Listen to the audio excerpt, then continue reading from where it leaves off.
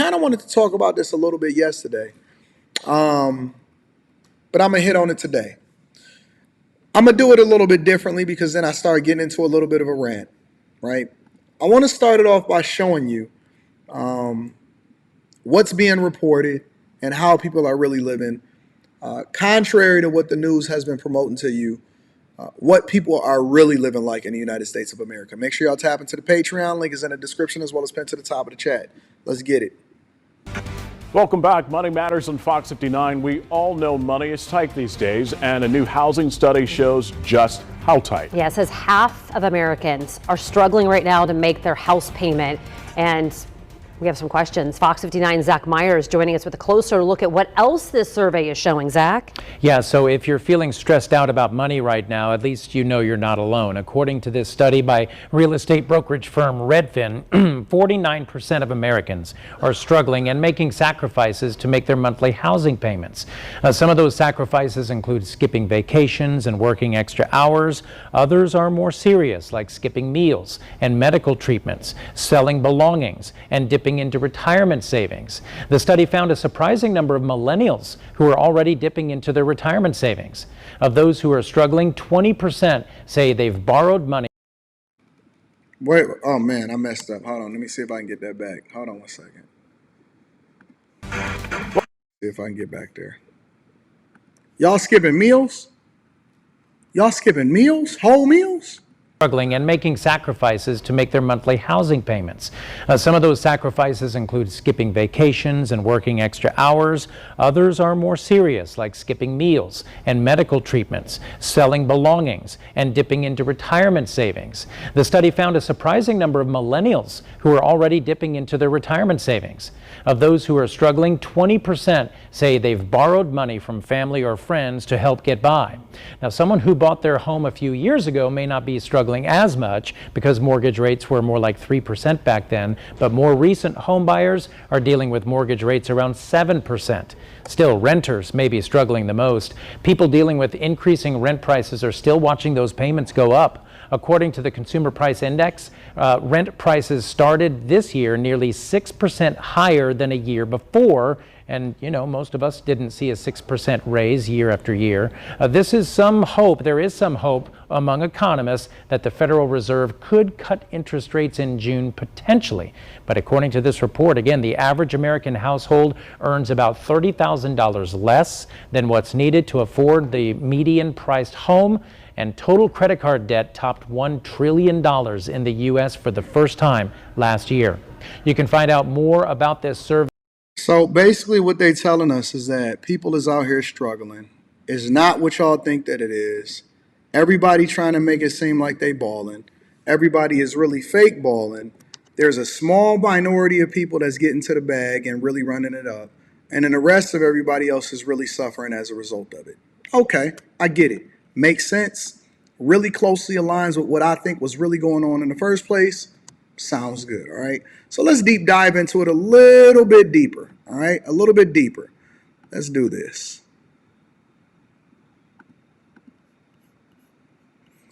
This is a video that is basically going viral on TikTok, right? And I was going to do a reaction to it. I still may dive into it a little bit more. I was going to do a reaction to it, but this, in my opinion, kind of really summarizes how people are living their life. And it's not just because of the interest rates that things are all messed up. Yeah, the interest rates are absolutely bad also. But on top of that, people have a lifestyle problem. Check it out. Well, after 3 years with my Tahoe, I am finally getting rid of it. Let me tell you why. So 3 years ago, if you're an OG on my TikTok, you know that I bought my Tahoe for a lot of money. And I love this car. There's nothing wrong with it. It's perfect. Everything about it is just, it was my dream car. It is my dream car, and I absolutely love it. But I messed up 3 years ago when I bought it. So I bought my car and I financed it for $84,000. What world are y'all living in today?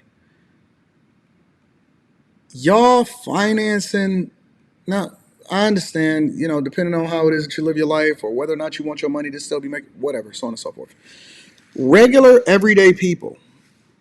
I'm not talking about people that's rich. I'm not talking about people that's running it up. None that got a business or whatever, or has a high net worth, or they don't have no debt and they don't have no home loan. They paid off their crib or nothing like that. I'm talking about regular, everyday people, especially women, are financing cars for $84,000. I'm not going to focus on our appearance. That's a whole nother platform that we like to deep dive into. And then that, right? $84,000 in financing? Don't you know you could have bought a house for $84,000 at one point in time? $84,000. Now remember, she did this 3 years ago. 3 years ago. Let's continue. Which was fine, 3 years ago. But I have been making $1,400 a month payments for the past 3 years. And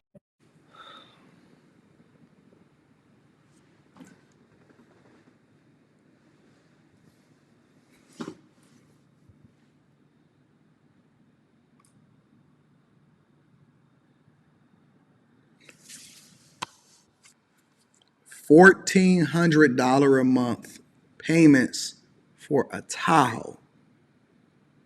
For a Tahoe. $1,400 a month for a Tahoe, bro.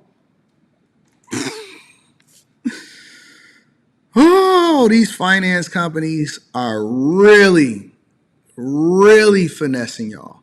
And I mean, seriously, that ain't even including gas. That ain't including maintenance. That ain't including insurance. That ain't nothing. That's just to finance the car. Ain't no telling what the hell the interest rate is. That's how I know a lot of these people is ignorant, because they're not even talking about the interest rate. They're just talking about the finance of the car itself, the car payment. And if you do the math, you will see that $1,400 a month payments in 3 years should be around $50,000 worth of payments. Yeah, well, I've only paid off $10,000 of the balance. What is her interest rate? What is she paying? And this is why I keep telling y'all that just because you got a good credit score does not mean that you are successful financially. Just because you got a great credit score does not mean that you are doing phenomenal financially. The principal that she paid off, this is why banks love y'all. Banks love you guys. Banks are the biggest legal finesses that I've ever seen in my entire life. You've made $50,000 in payment, but you've only paid into the principal $10,000, which means that $40,000 plus has went to just the opportunity to be able to finance the vehicle. Y'all do the same thing with your houses. You do the same thing with your cars. You do the same thing when you go to the store and you shop for Christmas and you finance the stuff. You put it on a credit card and then you wind up paying for it over a longer period of time, and you wind up paying triple for what you would have originally paid for. And then they throw new terms on it and new this. And if you pay it off in this amount of time, man, they know you ain't paying that off in that amount of time. And then guess what? If you miss a payment, then they can take it, resell it, and then get all of their money back on top of whatever it is that you paid in interest. That's a bad deal for y'all. She only got $10,000. So if she financed it for $84,000, that means after 3 years, she still owes $74,000 on this truck.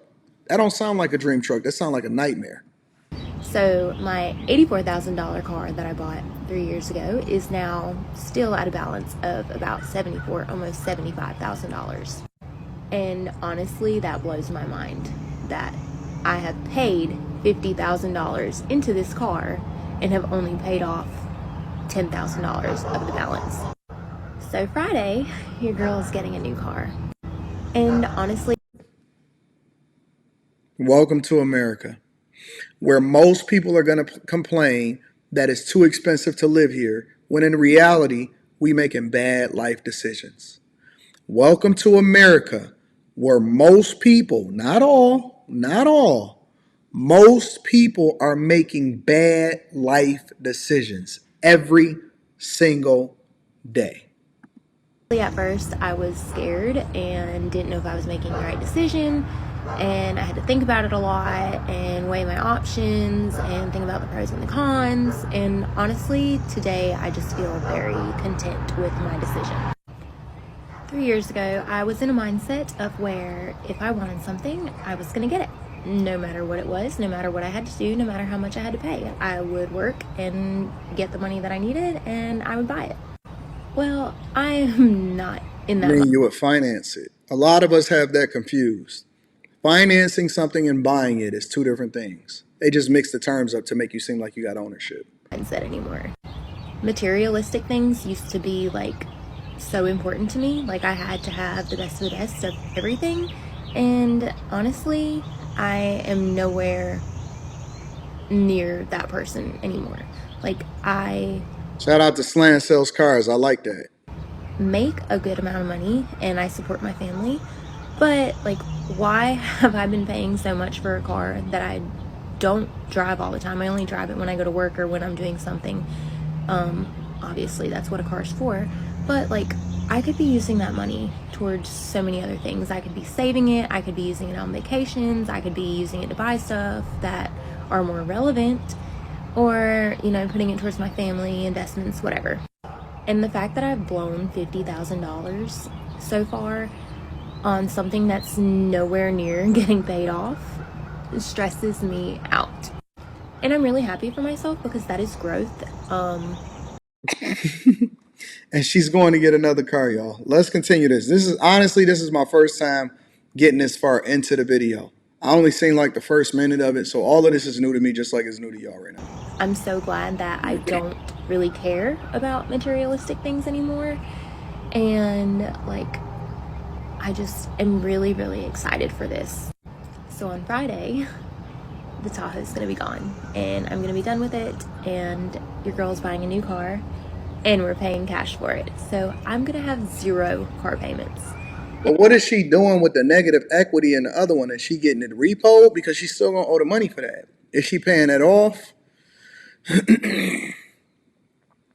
Because it's not just that simple. You can't just turn the car in and that's the end of the conversation. You still owe money to the finance company from the equity, the negative equity that you have in that vehicle. So if the vehicle is only selling, or the price of it is only what, $35,000 now for that year model of Tahoe, because you know what I'm saying, the somebody already then took the depreciation hit, which is you, but you owe 70 something thousand dollars, then that means that you owe a $40,000 difference in payments, or you got to roll that negative equity into whatever it is that you buy next. So it's not that simple, but I don't know. I don't know yet. Let me just see what she's saying. And that makes me so happy because I am so excited for the freedom of no longer having a car payment. So the $1,400 that I was spending every month on my car, I can now put to something else. And she think that she really unlocking life right now. Maybe she'll become a financial guru soon. If I have any advice for anyone that's thinking of buying a car or buying anything, honestly, and that is going to be making payments on it, my advice is not to do what I did because it is not worth it. Do not pay so much for something that is so irrelevant. Having a nice car is awesome, but it's not necessary to keep up with the trends anymore. Like, the trends are changing every couple of months. Like, everybody wanted a Tahoe. I wanted a Tahoe. I got a Tahoe. But like, why did I do this to myself? So yeah, I'm super happy about this, and I'm missing something. I cannot wait for the freedom. It might not seem like a big deal to some, but to me, this is a big deal. So if you want to see what new car I'm getting, stay tuned because Friday I will be sharing that with y'all. So if you've stuck around for the past 3 years and have enjoyed my I gotta photo see it now. content, I'm so sorry to let you know that it is all coming to an end because she is officially leaving. And new car, 0 payment is coming in full swing. So yeah, on Friday I will be sharing with y'all my new car. Now I'm invested. Give me a second. Let me go over to her TikTok and see what she got going on.